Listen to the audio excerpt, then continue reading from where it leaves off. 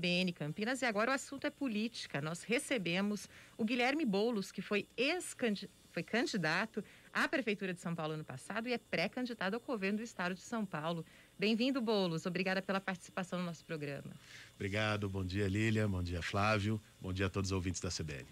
Boulos, eu quero começar perguntando, por conta desse momento de tamanha polarização política, a gente tem alguns termos e alguns nomes que causam aí reações bem extremas nas pessoas, né? Comunismo, até o seu próprio nome, né? Guilherme Boulos, algumas pessoas reagem de forma bastante extrema. Eu queria que você explicasse para a gente um pouco sobre o seu posicionamento político. Você é um comunista? Vamos lá, Lilian. Quem deu a melhor definição sobre isso para mim foi o Dom Helder Câmara. O Helder Câmara foi um bispo importantíssimo no nosso país, da luta democrática que resistiu à ditadura militar. Perguntaram para ele se ele era comunista. Ele disse: quando eu dou pão aos pobres, me chamam de santo. Quando eu questiono por que eles estão na pobreza, aí me chamam de comunista. No Brasil agora, nesses tempos com Bolsonaro, se recuperou uma série de fantasmas de que quem é contra a desigualdade social é comunista. Quem defende que o Estado tem um papel de fazer investimento público, de melhorar a vida das pessoas, de ter programas sociais, é comunista. Daqui a pouco, do jeito que a coisa anda, quem acredita na curvatura da Terra, daqui a pouco vai virar comunista também, né? Então, assim, eu acho que esse debate, feito de uma maneira abstrata, ele, mais do que expressar conceitos, ele ajuda a reforçar preconceitos. Então, eu acredito numa sociedade com mais justiça social. Acho que não dá para admitir que o nosso país, por exemplo, seja um dos maiores produtores de alimento do mundo e tenha 19 milhões de pessoas passando fome. Não dá para admitir que a gente até outro dia, antes deles desmontarem tudo, a gente era a 7ª economia do mundo, mas está entre os 10 países mais desiguais do planeta. Acho que defender que as pessoas tenham igualdade de oportunidades, defender que o papel do Estado é garantir saúde pública, o SUS, educação pública de qualidade, que todo mundo tenha um teto digno para viver, que é a luta que eu atuo há mais de 20 anos, na luta por moradia do Movimento Sem Teto. Eu acho que essa deveria ser algo muito melhor aceito na sociedade e não virar objeto de estigma e preconceito. A gente fala de um extremismo, né, que está mais claro nos dias de hoje. Mas, infelizmente, quando a gente tem uma eleição, Boulos, a gente vê essa disputa ficando até pessoal algumas vezes. Eu não estou falando dessa eleição agora, a última, ou a penúltima em 2018. Mas quando se estão em determinado ponto em que 2 pessoas chegam em um segundo turno, uma é fascista, outra é comunista. Eu acho que o comunismo ganhou mais a partir de 2018 para cá. Mas a extremidade e a briga entre espectros políticos ficava muito à flora. Isso foi colocando pessoas que até caminhavam juntos lá, vamos colocar nos 70 e 80, praticamente como se fossem arqui-inimigas. E hoje até tem essa aproximação dessa. Você está falando aí de FHC e Lula. Mas a gente não deixou isso acontecer ao longo do tempo. Essa briga entre a esquerda, centro, até a própria direita, não deixou isso acontecer e levar a política para essas extremidades? Olha, Flávio, a polarização de que tanto se fala, ela em si não é um problema. Porque um país que tem um abismo tão grande como o nosso, um país tão conflagrado, com tanta violência, não dá pra gente imaginar que isso não se reflita na política como algum tipo de polarização. O problema começa quando a polarização, são ideias opostas que se confrontam. Isso é bom para uma democracia, é bom para a política. Mas o problema começa quando isso vira intolerância. Quando você trata o seu adversário como um inimigo que tem que ser eliminado do debate, como alguém que tem que ser alvo de todo tipo de ofensa, de violência. Quando se é incapaz de sentar numa mesa e buscar consensos e buscar posições comuns, mesmo dentro das diferenças políticas que são naturais e legítimas. O que a gente viveu no Brasil? Isso foi alimentado em grande medida pelo Bolsonaro na presidência da República, desde a sua campanha e a presença dele no governo, é essa intolerância. É um debate político que foi ficando tóxico. É um debate político de eliminação, um debate político violento. Eu acho que já passou da hora da gente virar essa página. Aliás, já passou da hora do Brasil superar esse pesadelo, né? E reconstruir um projeto nacional, um projeto popular e reconstruir um ambiente democrático para se fazer política. Algumas pesquisas já começam a ser feitas aí, né, para esse cenário para o governo de São Paulo do ano que vem. Em uma delas, na verdade, em algumas delas, quando há aí uma chapa única da esquerda, numa possível aliança PT-PSOL, você inclusive aparece na liderança. Porém, essa aliança não aconteceu, por exemplo, né, para a prefeitura, e a gente sabe que existe aí uma certa divisão até na esquerda que não tem conseguido fazer essa união para se fortalecer. Qual é a sua perspectiva para o ano que vem? Olha, Lilian, quando eu coloquei meu nome à disposição para a disputa do governo do estado, é porque existe um cansaço. Eu estava conversando mais cedo, tomei um café com os pesquisadores do IAC, do Instituto Agronômico aqui de Campinas. E eles estavam falando como um centro de tanta excelência, uma referência em nível nacional, inclusive. Campinas é um polo tecnológico, né? Nós temos o terceiro maior polo tecnológico do Brasil. E como isso está sendo desmontado? Como você tem um descaso, como não tem concurso público desde 2003? E essa não é a realidade apenas do IAC, é a realidade de FAPESP, é a realidade do próprio Instituto Butantan, que agora virou vitrine por causa da vacina. Os governos do PSDB nos últimos 25 anos foram sucateando, foram colocando São Paulo para trás. O estado mais rico da federação é um dos mais desiguais do Brasil, é um estado que está parado. 250 bilhões de orçamento, né? E nós não vemos isso se reverter em políticas públicas, em políticas sociais. Existe um cansaço e o Dória acentuou esse cansaço com a gestão que faz, né? E além da gestão, com a marquetagem, com a antipatia, com a arrogância, como conduz o estado de São Paulo. Então, acho que nós temos uma oportunidade real de, em 2022, promover uma mudança, virar o jogo em São Paulo. O campo progressista, um projeto popular, um projeto democrático, um projeto de desenvolvimento com igualdade social para São Paulo sair vitorioso nas urnas, o que não aconteceu desde a redemocratização, hein? Eles estão há 30 anos, o PSDB há 25, mas antes era o Quércia, o Fleury, do MDB e tal, mais ou menos o mesmo grupo político lá, sem alternância. Já deu isso, tem um cansaço. Qual é o legado dessa turma em 30 anos? Máfia de merenda, roubar merenda de criança, máfia do metrô, de rodoanel, promessa não cumprida e por aí vai. Eu tenho trabalhado para a gente construir uma unidade da esquerda, da centro-esquerda, para derrotar a máquina tucana, que é muito forte, que aparelhou o estado de São Paulo. Vou continuar trabalhando por isso. Fiquei muito satisfeito que, inclusive no cenário onde tem mais de uma candidatura da esquerda, tem a minha, tem a do PT e tem outras, na última pesquisa do Atlas é o País, a gente sai em primeiro lugar, mesmo nesse cenário.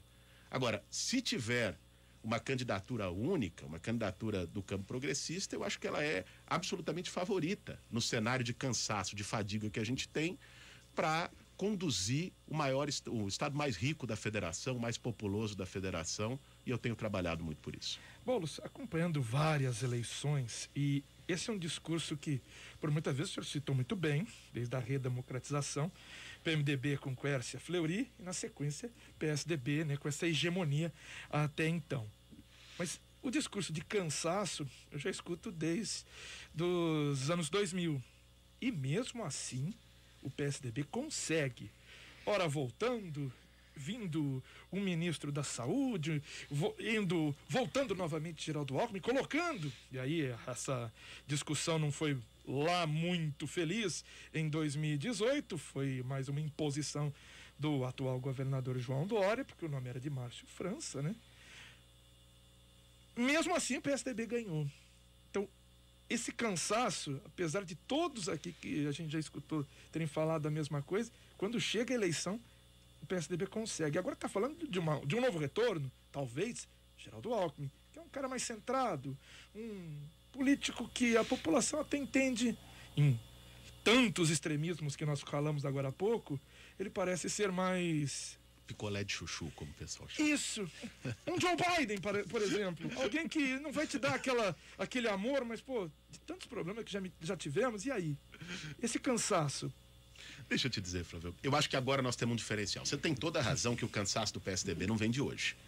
E muitas vezes as pessoas também não viam uma alternativa e acabavam indo. Ah, vai nessa, vai que fica pior, aquela história que às vezes molda, não tem tu, vai tu mesmo. Molda o comportamento do eleitorado. Não é aquele voto com vontade, com esperança e tal, mas vai desse jeito. Eu acho que dessa vez tem um diferencial.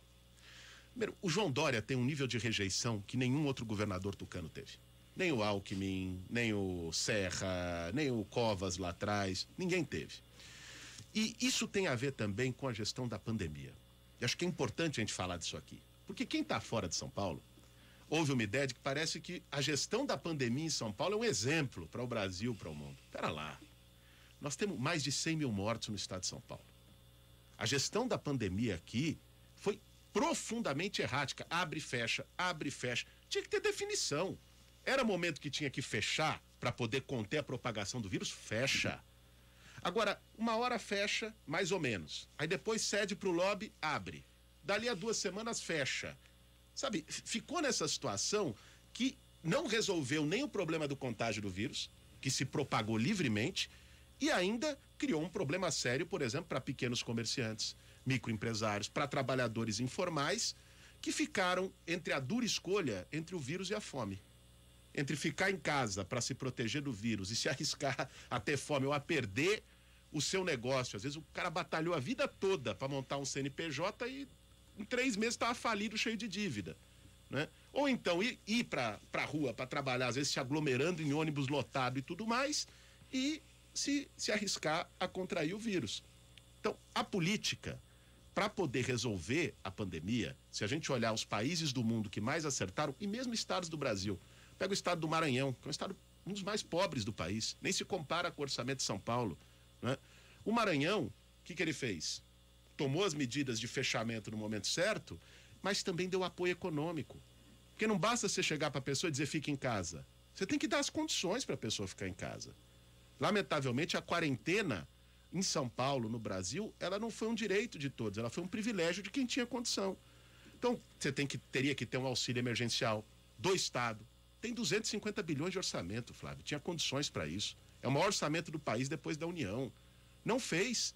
Aqui em Campinas, e prefeituras grandes como Campinas, a da capital, Guarulhos e outras, também poderiam fazer. Tem um projeto de lei dos vereadores do PSOL para ter um auxílio emergencial municipal.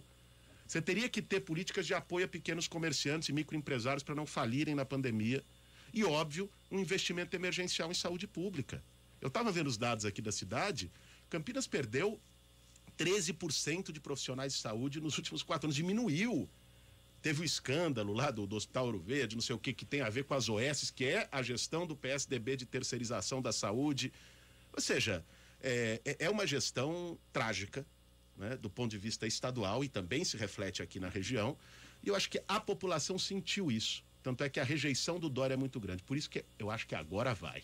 Agora esse cansaço vai se refletir numa mudança nas urnas no ano que vem.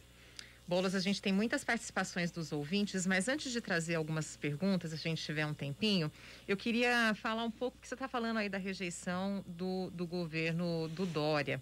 Mas o PT e a esquerda, porque acaba levando a peste, as pessoas costumam misturar tudo aí no mesmo balaio, também ainda tem uma rejeição muito grande. Mesmo nessa pesquisa da Atlas, o seu nome apareceu como né, de que há aí um grande índice de rejeição. E como é que lida com isso? Com esse ranço, boa parte deles, né, nascido aí nos escândalos que o PT foi envolvido? Olha, eu acho que para desconstruir ranço, nada melhor do que o diálogo. É o que a gente falava agora há pouco aqui. De tirar esse jeito de fazer política, de responder ranço com raiva. Se a pessoa te fala, pô, você não sei o quê, e você eleva a voz e fala, não você que é, você perde a capacidade de dialogar. Por isso, inclusive, que eu, começando aqui por Campinas, estou fazendo um giro agora pelo interior de São Paulo, claro, com todas as precauções sanitárias, em reuniões pequenas, sem fazer grandes grupos, mas para conversar com vários setores da sociedade. Estava dizendo para vocês, estava conversando com os pesquisadores do IAC mais cedo. Vou amanhã até almoço com os professores da Unicamp, né? Vou estar mais tarde em reunião com representantes do comércio, na Associação Comercial aqui de Campinas, que em tese seria, pô, o Boulos vai comer, seria outra visão, outro campo. Eu acho que a gente precisa desconstruir esses preconceitos. Quando eu fui candidato ano passado à Prefeitura de São Paulo, diziam, pô, Boulos, mas você tem o preconceito de invasão do MTST, de comunismo, de radical. Você não vai vingar essa candidatura. Eu me lembro, no começo do ano, a gente estava com 4% nas pesquisas. Nós, com 17 segundos na televisão, chegamos ao segundo turno e tivemos mais de 2 milhões de votos na maior cidade da América Latina. Por quê? Porque fomos capazes de construir um diálogo com a sociedade, desconstruindo preconceitos, né? Esclarecendo, tem gente que é contra. De fato, existem divisões ideológicas e políticas. Tem gente que não vai votar em mim, é natural. Mas nós vamos fazer incansavelmente, agora nesse giro pelo estado, hoje estou aqui em Campinas, amanhã vou estar em Sumaré, semana que vem vamos para o Vale do Paraíba, um diálogo com a sociedade para aquilo que for diferença política ficar claro. Aquilo que for preconceito a gente desmontar. E assim, é interessante o que o senhor citou agora há pouco, essas conversas em vários setores. O senhor citou, vai conversar com sindicatos, com professores, e a gente vê uma mudança nessa candidatura. O senhor teve aqui, quando foi candidato à presidência, a gente via uma manifestação de nichos, de conversa com estudantes, o que é importante, é claro, mas a gente via, chega Guilherme Boulos, vai conversar com os estudantes da Unicamp, chega mesmo a Manuela Dávila, vai no centro de convenções da Unicamp, agora algo mais extenso, conversando, por exemplo, com empresários, com comerciantes, com industriais. Então já há um crescimento que a gente consegue perceber de lá para cá, uma mudança já nesse diálogo mesmo, né, de crescer da esquerda e do senhor mesmo com esses setores.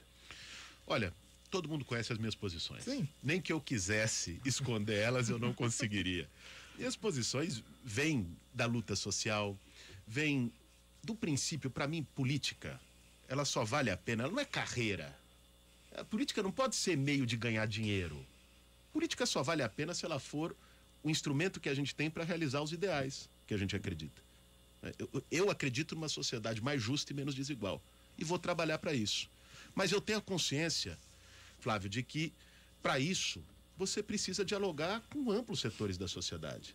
Você não vai... Quem dialoga só com quem concorda, tem que montar uma seita. Não vai fazer a militância política. Então, eu fui aprendendo ao longo do tempo, claro, dialogar com quem eu concordo, reforçar, aprender nesses diálogos, mas também dialogar com quem eu não concordo, né? E eventualmente ver a possibilidade de construir pontos de convergências, né? Nós temos uma pré-candidatura que é muito competitiva, disputar para valer o ano que vem o governo do estado mais rico do Brasil. Para isso, você precisa ter a capacidade de construir pontes, não de implodir pontes. E é isso que eu estou tentando fazer. Vou trazer aqui a participação, então, de um dos nossos ouvintes, o Michael Peter. É possível Guilherme Boulos convidar Márcio França para ser vice na chapa? E qual a chance da unificação da esquerda total? Você já falou um pouco sobre isso, porque na opinião dele, se a esquerda continuar se polarizando, fica difícil vender o governo de São Paulo e a presidência também. Olha, o caso do Márcio em particular, nós fomos adversários na campanha em São Paulo. Respeito à trajetória política dele, mas nós temos muitas diferenças, né? O Márcio, se ele vier um pouquinho mais para cá, né? Eu acho que dá para conversar e pensar coisas. Agora, o Márcio tem buscado, isso me preocupa, uma relação mais com o PSDB, tem priorizado uma relação com a Alckmin, de buscar uma composição de chapa com aqueles que, para mim, são parte do problema e não parte da solução. Com aqueles que há 25 anos estão governando o estado de São Paulo e deixaram a gente nessa situação. Então, depende muito mais do Márcio ter um posicionamento mais de oposição firme a esse desgoverno do PSDB de 30 anos do que de mim, né? Qualquer tipo de aproximação. Nessa situação, a gente está falando aqui de um estado de São Paulo sem essa polarização que a gente citou no começo a partir do governo federal, né? Que daí sim, se a ideia for para derrotar na eleição Jair Bolsonaro, essas pessoas teriam que estar juntas.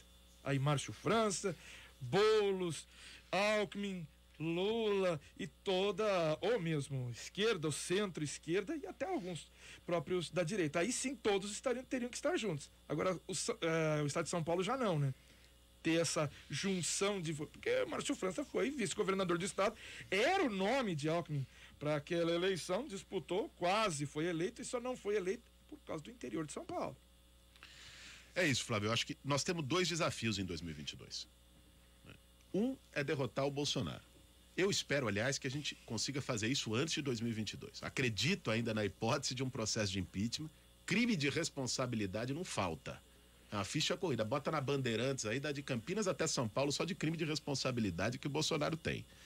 Eu aposto nessa hipótese. Mas caso não derrube, eu acho que em 2022 nós temos o desafio de derrotar, tirar o Brasil desse pesadelo e ter um projeto de reconstrução nacional.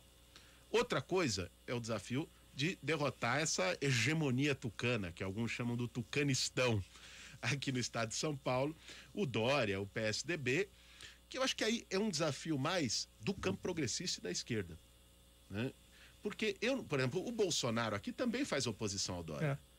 E vai ter provavelmente um candidato do bolsonarismo em oposição ao Dória. Mas eu não vejo isso como alternativa para o estado de São Paulo. Olha o que está acontecendo no Brasil.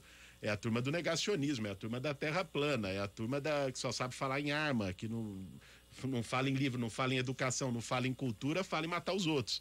Então, eu acho que esse projeto também hoje está rejeitado pela maioria da sociedade de São Paulo. Mas tendo um candidato do bolsonarismo, isso não colocaria, então, os extremos e te colocaria nesse outro extremo? Porque ali teria uma radicalização por um lado e, vamos lá, na última eleição virou Márcio Cuba até o Márcio França, lembrando, e não tínhamos essa polarização desta forma. Tendo um bolsonarismo aqui, um candidato, isso não seria prejudicial para a esquerda? Eu acho que um candidato do Bolsonaro não se cria na eleição do ano que vem aqui no estado de São Paulo. A rejeição do Bolsonaro aqui no estado hoje, você pega todas as pesquisas, só é comparável a dos estados do Nordeste, onde ele está explodindo em rejeição. É claro que em algumas regiões do estado de São Paulo, ele tem uma simpatia maior. Mas se você pensar no global, eu acho difícil um candidato do Bolsonaro ser competitivo na eleição do ano que vem. Eu acredito que a eleição vai ser polarizada entre uma candidatura da esquerda, que nós estamos buscando construir, e a máquina do PSDB. Mais uma participação aqui dos nossos ouvintes, Boulos. Eles começam a fazer algumas perguntas bem pontuais aí, já de olho na sua candidatura do ano que vem. O Tiago Prado, ele pergunta sobre o desenvolvimento da educação aqui na nossa região, que, segundo ele, está sucateada em São Paulo. Já deu tempo de olhar coisas mais específicas aqui da nossa região? Nós estamos começando a construir um programa, ou seja, um debate sobre São Paulo, porque um dos problemas do estado hoje é que ele está sem rumo. Ele está ali nessa zona de conforto de 30 anos, nada muda, fica aquela coisa, está mofado. Eu acho que precisa ter essa mudança em todas as áreas, não é só um discurso demagógico de mudança, sabe? Então nós estamos conversando com muita gente, tenho procurado já vários especialistas, estudiosos de várias áreas, pessoas de várias regiões, né? Aqui tem vários professores da Unicamp, o Marco Antônio Rocha, inclusive professor do Instituto de Economia da Unicamp, está na coordenação parte da coordenação dessa equipe para pensar programa de governo. E o tema da educação é especialmente caro, aqui na região e no estado como um todo. Digo para vocês, eu fui professor de escola pública estadual na gestão do Geraldo Alckmin. Eu sei como o professor é tratado no estado de São Paulo.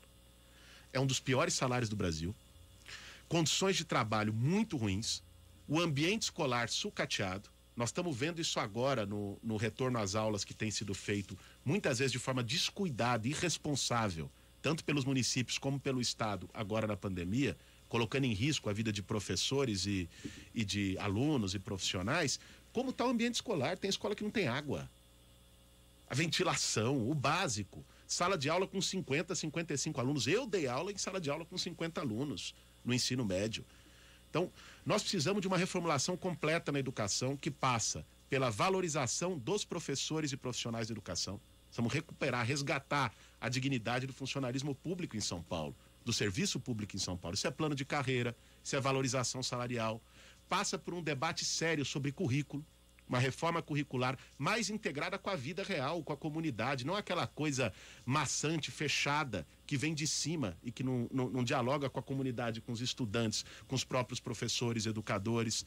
E nós precisamos de um investimento pesado para adequar o ensino público de São Paulo. A aprovação do novo Fundeb já ajuda isso, que é o custo aluno qualidade inicial, que é você levar mais equipamentos para a escola, melhorar o ambiente escolar, a qualidade, né? Todo o processo, então, é valorização de profissionais, mudança de currículo e melhora das escolas. Eu acho que esse é o tripé para uma reforma educacional no estado de São Paulo. Guilherme Boulos, queria agradecer a participação do senhor aqui no CBN Campinas. São 11 horas e 7 minutos. A gente foi ao longo aqui do nosso tempo, mas trazendo, né, as informações e esses aspectos, né, da política nacional e estadual. E a gente queria agradecer muito essa participação do senhor no CBN Campinas. Eu que agradeço. Obrigado, Flávio. Obrigado, Lília. Obrigado a todo mundo que nos acompanhou na CBN. E um bom dia a todos e todas aqui da região de Campinas. São 11 horas, 8 minutos. Daqui a pouco a gente volta. CBN.